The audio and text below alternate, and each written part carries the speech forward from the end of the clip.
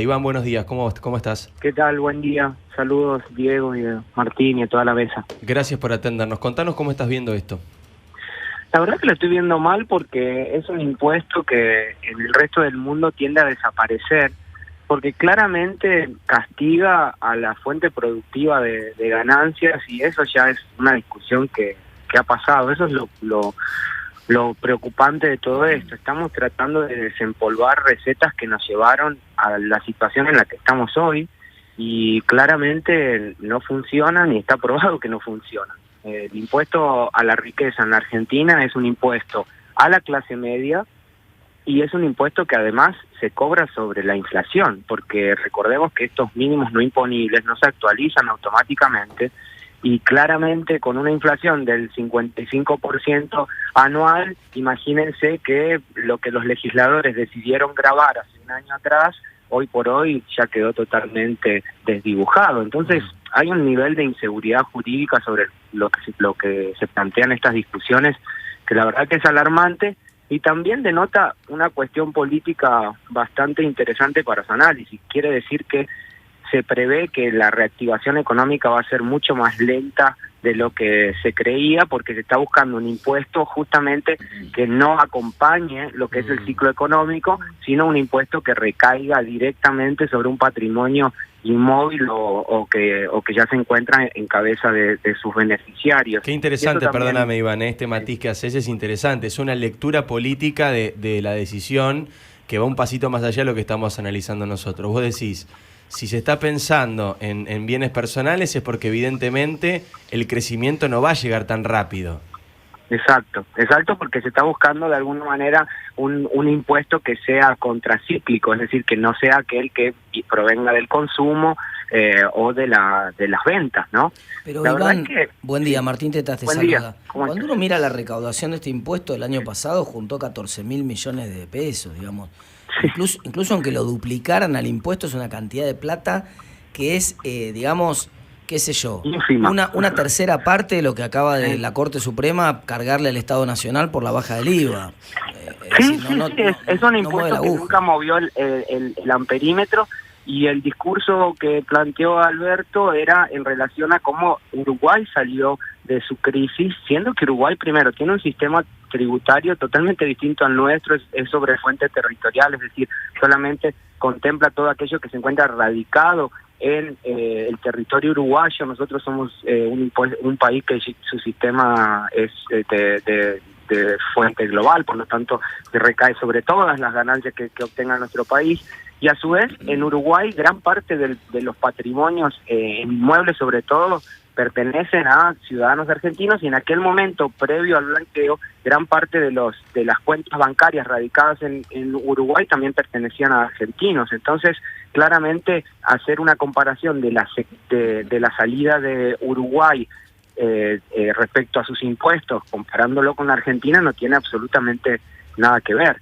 La verdad que a mí me preocupa, porque creo que en situaciones tan difíciles desde el punto de vista económico, estas cuestiones que tienen que ver más con un matiz político y tratando de radicalizar un poco y castigar al que en su momento pudo obtener un patrimonio mínimo, puede llegar a ser algo peligroso, ¿no? Iván, ¿qué tal? ¿Cómo estás? Soy Jessica Bossi. Te voy a hacer una pregunta muy básica, porque por ahí hay mucha gente que no sabe bien bienes personales. ¿Qué es exactamente? ¿Cuánto hace que se paga? ¿Se paga mensual? ¿Se paga anual? ¿Es fácil de evadir este impuesto? Bien, muy buena tu pregunta. El impuesto sobre los bienes personales se encuentra en la Argentina desde la década del 90. En el 96 se estableció como lo conocemos hoy. Es un impuesto que grava a los bienes, por eso se llama impuesto a los bienes personales y no impuesto al patrimonio. ¿Qué quiere decir esto? Que si yo me endeudo para comprarme una casa, por más de que mi patrimonio sea cero, porque tengo una casa, pero una deuda que la adquirí para comprarla, mi patrimonio no aumentó, pero en la Argentina... Claro, es sobre activos, es sobre activos, no sobre patrimonios. Exacto, no sobre el patrimonio. Es un impuesto que es una foto al 31 de diciembre, es decir, si yo el 30 de diciembre vendo todo mi patrimonio y me lo consumo, quiere decir que no lo tengo que pagar al impuesto. Es una foto el 31 de diciembre de todos los años, Claramente no tiene muchas exenciones, solamente los depósitos en cajas de ahorro hasta ahora venían estando exentos y ahora se incorporó este mínimo no imponible especial para la casa habitación, que de hecho fue una propuesta de Miguel Ángel Pichetto el año pasado.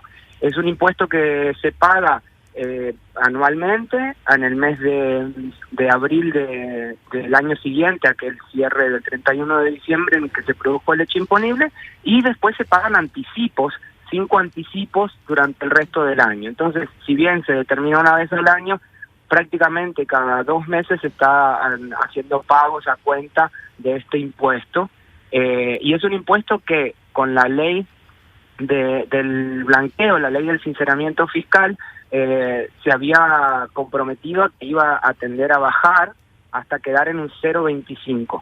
El año pasado, luego de las devaluaciones que hubo, en el mes de diciembre, para poder cerrar el presupuesto del año 2019, se incrementó la tasa para este año llevándola al 0,75. Por lo tanto, hoy por hoy es el 0,75 del patrimonio de las personas. Iván, ese impuesto inicialmente, cuando se empezó a reducir la alícuota, se hablaba de que iba a ser reemplazado por un impuesto a la herencia. Sí, sí, es verdad. En la experiencia internacional, esto es así, digamos, lo más razonable es un impuesto a la herencia. Es lo más razonable. Los impuestos a la herencia se encuentran en países desarrollados como Estados Unidos, recae sobre las personas físicas, y es lo que se conoce en realidad la transmisión gratuita de bienes, que en definitiva lo que busca es no afectar directamente el ciclo productivo de las personas en su momento activo, sino en el momento en el que se produce el deceso de una persona o cuando se producen donaciones a favor de miembros de la familia o terceros. En Estados Unidos funciona, es un impuesto muy alto allá. Por lo tanto, gran parte de la planificación fiscal que se hace es en cabeza de este impuesto, es decir, pensando en este impuesto a la herencia. Acá se intentó instaurar en la provincia de Buenos Aires y en la provincia de Entre Ríos, pero los resultados no fueron muy buenos porque claramente necesitaba que sea un ciudadano de estas provincias o tener patrimonio radicado ahí, y se encontraron varias formas de eludir estos patrimonios, y ese es este impuesto. Claro. Y esa es otra discusión que se plantea. Generalmente los más ricos tienen más posibilidades de encontrar algún tipo de mecanismo legal, porque siempre los hay, para no pagar este tipo de impuestos. Entonces, cuando se anuncian este tipo de contribuciones extraordinarias por parte de la ciudadanía, uno siempre tiene que pensar que van a caer sobre la clase media, no sobre los ricos. Gracias, Iván, por la comunicación. Interesantísimo tu punto de vista, ¿eh? Bueno, muchísimas gracias a ustedes por el contacto. Un abrazo.